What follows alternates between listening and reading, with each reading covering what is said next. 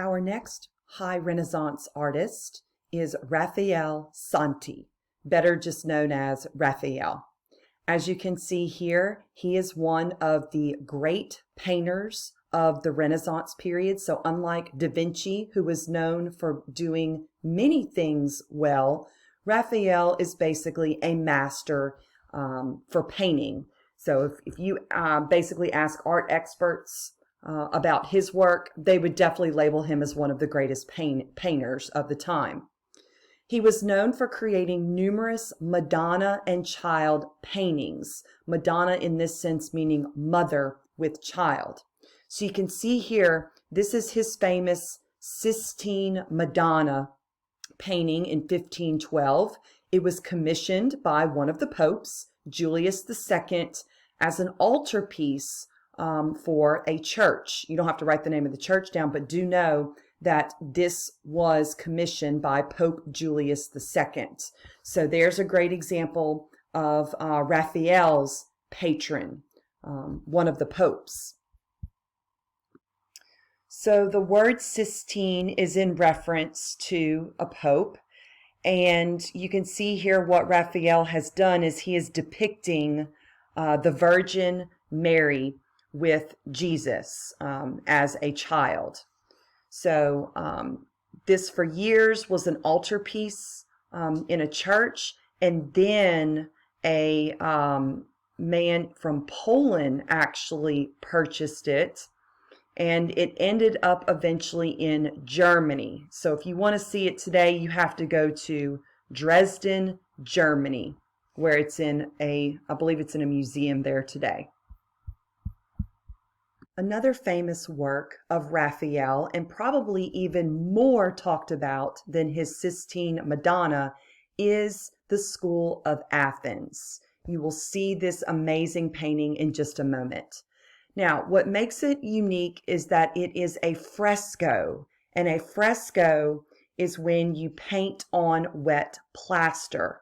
So if you go to Rome and you visit the Vatican, which is where the Pope is, you can take a tour of certain areas of the papal apartments where he lives, and you will see for everyone in the public to view this amazing work of art by Raphael.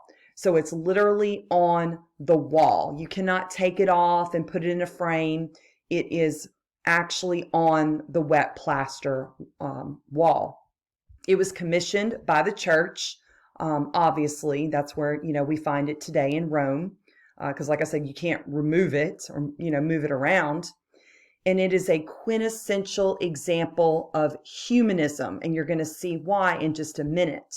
There are many characteristics of the ancient Greek and Romans.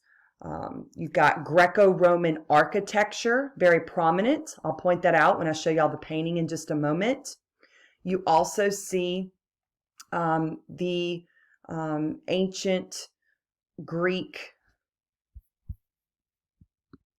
philosophers. Plato and Aristotle are seen in the center of this painting. You'll also see numerous thinkers, scientists, and mathematicians throughout the work. So this is something, like I said, very well talked about in the art world. And I'm going to show it to you in just a moment. When you wrote down about it being commissioned by the church, you might want to specifically mention that it was Pope Julius II. Again, well-known patron for Raphael. Okay, so he hired Raphael to do many different things for him. So in this famous painting, work of Raphael, you're going to see this imaginary gathering of ancient philosophers. Here it is. First, let me point out the architecture, that Greco-Roman architecture here with the arches. You can see, of course, the subject matter deals with Greek and Roman philosophers. But boy, do you see this perspective. I mean, what an amazing example of perspective, that illusion of depth that we talked about that is very characteristic of these Renaissance artists. So you can see here in the center is Plato and Aristotle. And I'll show you some close-up images of this in just a minute before I just give you like an overview of it. Again, they're all just pretty much kind of standing around, having different philosophical discussions. So the detail, Plato and Aristotle, and some believe, those that have really studied Raphael, they knew his rivalry with Leonardo da Vinci and Michelangelo, who we're going to go over very shortly. But some believe here that he was depicting Plato to look like da Vinci, okay? Because, I mean, y'all saw that self-portrait. This does look like Leonardo da Vinci. And that was just to show, you know, his appreciation for that particular artist and rival at the time. Another one of Raphael's rivals was Michelangelo. And so, of course, the belief by the art world is that he is depicting Michelangelo here with the character Heraclitus. So if I go back to the main School of Athens painting, you can see him down here kind of thinking alone by himself. And then I want to show you what Raphael also did.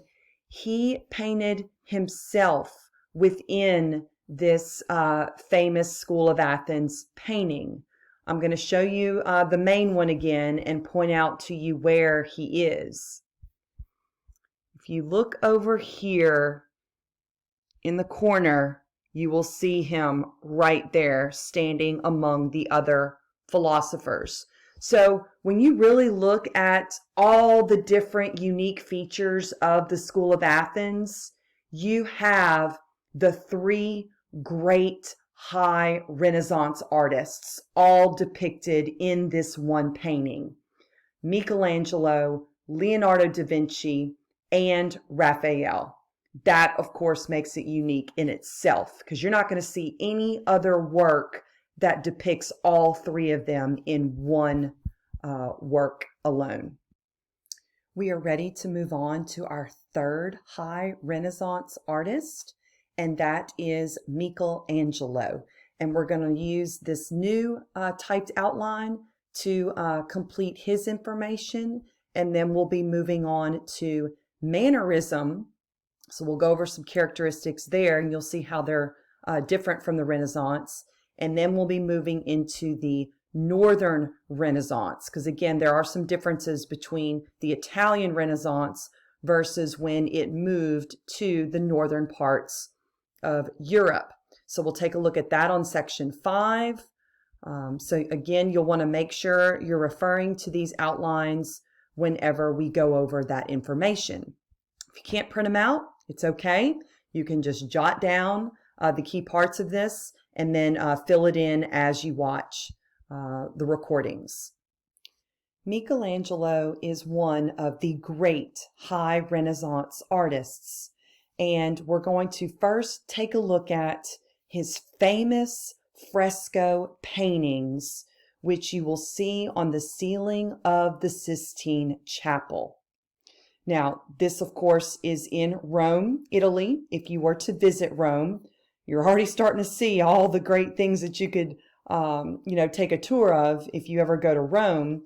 So if you're at the Vatican, which again is where the Pope is, and it's pretty much the heart of the Roman Catholic Church, you can go and take a tour of the Sistine Chapel, which is basically the Pope's private chapel for worship. So back in the 1500s, once again, we see Pope Julius II commissioning Michelangelo to paint the ceiling of his private chapel. And again, this is something that can't be removed from the wall. It is a fresco, so it is painted on the wet plaster. You can't really tell the height from this image, but If you were standing on the ground of the Sistine Chapel looking up, the ceiling is 68 feet up. And again, Michelangelo is going to spend 4 years painting just this ceiling. A lot of it was on his back. He had the scaffolding all the way up, to the ceiling. And again, oftentimes he's painting on his back, which you can imagine how difficult that was. Here's another view of the actual chapel itself. It's absolutely breathtaking if you were to ever visit the Vatican and see this in person. Like I said, it just completely takes your breath away, and you are in complete awe when you see these beautiful frescoes all over the chapel. We know that there are over 3,000 figures painted on the ceiling alone, and each of these panels basically has a biblical scene. One of the most famous scenes that Michelangelo did is the creation of Adam. So you can see here what that image looked like. So make sure you're writing this down on your typed outline under the 4A when we're going over the paintings for Michelangelo. You'll see another work of his that we'll go over in a few minutes. And I'll kind of set up the story there that we know that the Pope, Julius II, and Michelangelo, they did not have the best relationship during this time. The Pope was very anxious for Michelangelo to complete his work, and Michelangelo was not going to be rushed. Like I said earlier, it took him 4 years just to finish the ceiling. And then, like I said, years later, we'll talk about the back wall of the Sistine Chapel that he will ultimately paint as well for the church. In fact, this is a good time to go ahead and show you the fresco that's on the back wall of the Sistine Chapel. You don't have to write down the details, but you might want to make a little note under the painting that this one is titled The Last Judgment. And here it is. So again, if you visit the Sistine Chapel, you can stand in person and look at this beautiful painting that Michelangelo did when he was in his 60s. So this was 30 years after he had finished painting the ceiling of the Sistine Chapel. You can see that Christ is shown here in the middle of the painting. He doesn't have any facial hair, and that is because back at the time, only pagans had beards. Pagan is a non-Christian. So clearly it wouldn't make sense to depict Christ with a beard at that time. Plus, it was known that the ancient Romans thought that men with beards were of the lower class. So why would Michelangelo, depict Jesus that way with an actual beard?